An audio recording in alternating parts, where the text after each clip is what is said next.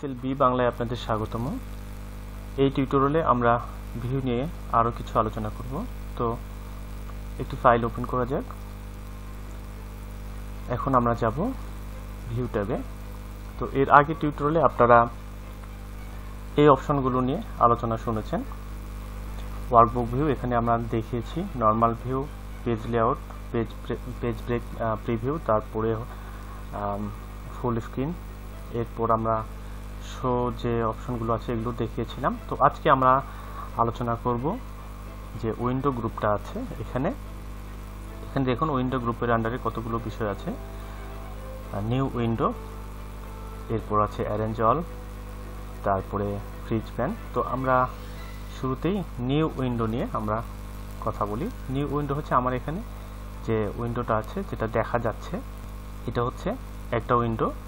এখন আমি যদি সেম এরকম আরও একটা তৈরি করি তাহলে আমি এখানে নিউ উইন্ডোতে ক্লিক করব। আমি একবার ক্লিক করলাম, একটা উইন্ডো কিন্তু আমার অলরেডি তৈরি হয়ে গেছে।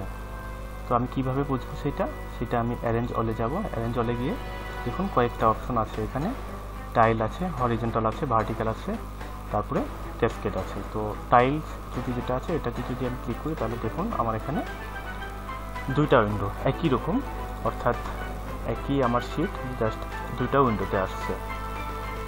তো এটা সুবিধাটা হচ্ছে যে আমরা অনেক সময় পাশাপাশি রেখে দুইটা কম্পেয়ার করতে চাচ্ছি, কারণ এটা হয়তো একটা পর্যায়ে যাচ্ছে, এটা হয়তো নিচের দিকে কোনো রোর সাথে এটা উপরের দিকে কোনো রো আমরা কম্পেয়ার করব, সেই ক্ষেত্রে হয়তো এটা আমরা করতে পারি।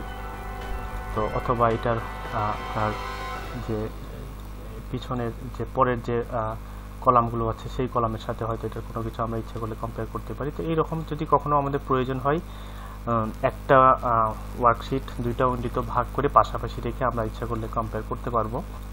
তো এটা হচ্ছে নিউ উইন্ডো। আমরা চাইলে কিন্তু আরও বেশি উইন্ডো ওপেন করতে পারবো।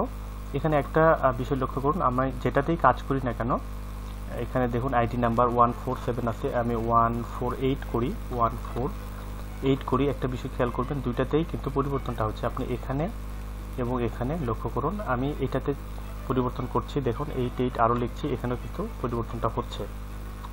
এখানে যা করছি, এখানে যা করছি কিন্তু সেইখানে দুটাতেই একই রকম দেখাচ্ছে। আমি যদি চাই এখানে পরিবর্তন করব, দেখুন দুটাতেই পরিবর্তন হয়ে যাচ্ছে।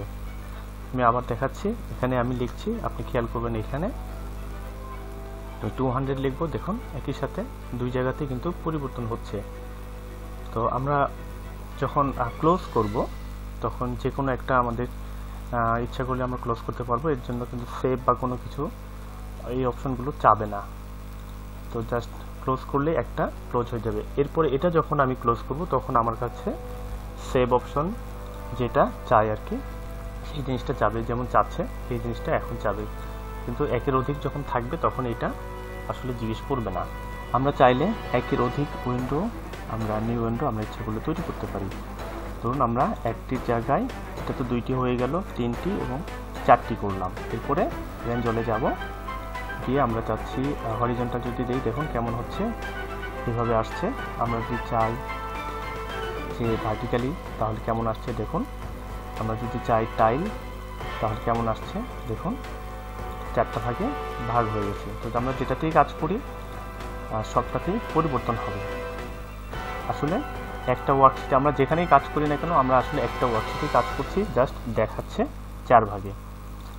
আরেকটা বিষয়, ক্যাসকেড একটা আছে, ক্যাসকেডে যদি যাই তাহলে কি হয় দেখুন, এখানে যেটা আসছে দেখুন, এখানে কয়েকটা উইন্ডো আসছে পরপর। আমি এখন সর্বশেষ যেটা এটাতে আছি, আমি যদি চাই এটাতে যাব তাহলে এখানে ক্লিক করব, তার উপরেটাতে চাই উপরে যাব, আবার যদি আমি নিচে সেভাবে যেতে চাই নিচে থেকে তাহলে আবার নিচে ক্লিক করব, তাহলে এইভাবে নিচের দিকে দেখবেন, নিচের দিকে ক্লিক করলে এইভাবে আবার আসছে। তো এটা হচ্ছে ক্যাসকেড। আমি আবার টাইলে যাই, 4টা দেখাচ্ছে।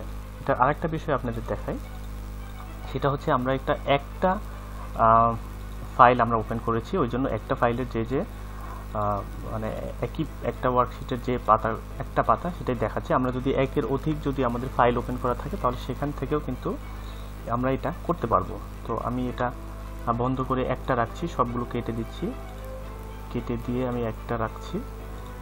এরপরে আমি আরেকটা ফাইল ওপেন করছি, এটা ছিল এক্সেল 1, আমি এক্সেল 2 ওপেন করছি।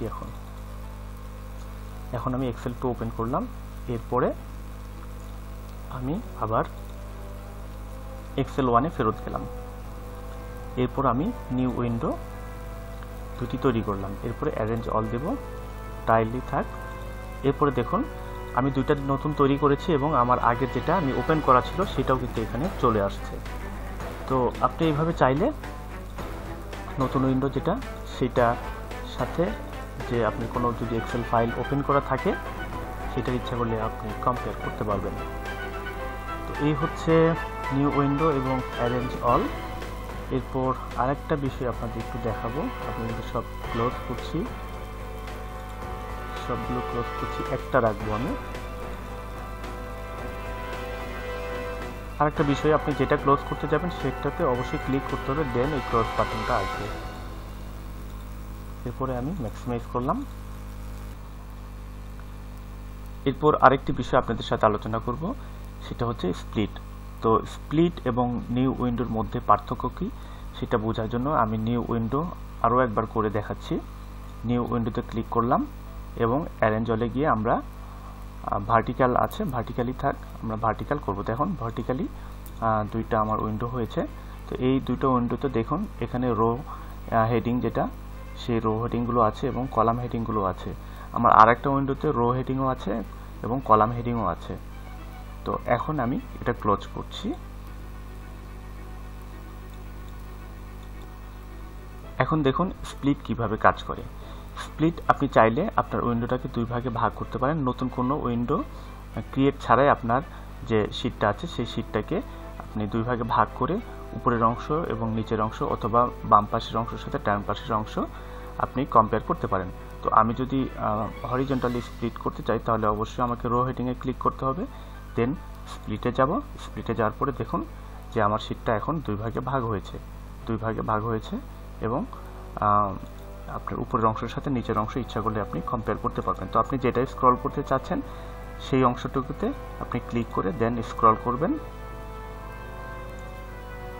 আপনি যদি উপরের অংশে স্ক্রল করতে চান তাহলে উপরের অংশে ক্লিক করে স্ক্রল করবেন, আর যদি নিচের অংশে স্ক্রল করতে চান তাহলে নিচের অংশে ক্লিক করে স্ক্রল করবেন করে এবং পাশাপাশি দেখুন এই যে রোগুলো রেখে আপনি কম্পেয়ার করতে পারবেন।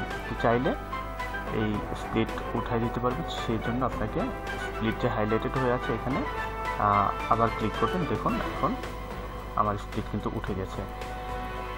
ঠিক একইভাবে আপনি চাইলে ভার্টিক্যালও স্প্লিট করতে পারবেন, সেই জন্য আপনাকে কলাম হেডিংয়ে ক্লিক করতে হবে, দেন আপনাকে স্প্লিটে ক্লিক করতে হবে। এখন দেখুন এটা দুই ভাগে ভাগ হয়ে গেছে। তো এটা যদি আপনি চান যে এটাকে আপনি স্ক্রল করবেন তাহলে এই যে হরিজন্টাল যে স্ক্রল বার আছে সেটাকে স্ক্রল করে আপনার পাশাপাশি রাখবেন, রেখে যে কলামগুলো আছে আপনি যদি চান যে প্রথমের দিকের কলাম এবং এটার পরের অংশের যে শেষের দিকের কলাম কম্পেয়ার করবেন তাহলে ইচ্ছা করলে এভাবে পাশাপাশি রেখে আপনি কম্পেয়ার করতে পারবেন।